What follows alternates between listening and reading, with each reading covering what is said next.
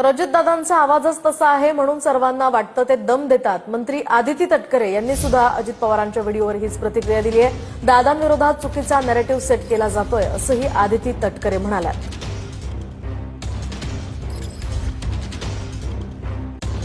खरं तर त्याच्यामध्ये दादांनी उल्लेखही केलाय की नियमामध्ये बसत नसेल तर तुम्ही नक्की करा, पण जर ते नियमात असेल तर मग चुकीच्या पद्धतीने आपण ग्रामस्थांना त्रास देऊ नये. आणि त्यांचा म्हणजे युजली नॉर्मली बोलतानाही आवाज असा आहे की सगळ्यांना असं वाटतं की ते दम देत असतात.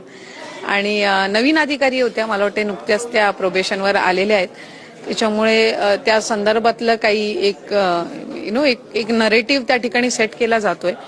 पण माझी खात्री आहे की त्या संदर्भातली ज्या वेळेला सविस्तर माहिती समोर येईल त्यावेळेला जी काही परिस्थिती आहे म्हणजे ते नियमात आहे का नियमाच्या बाहेर आहे हे सगळ्यांच्या समोर येईल. तर आपण पाहिलं अजित पवारांविरोधात चुकीचा नॅरेटिव्ह सेट केला जातोय असं तटकरे म्हणाल्या.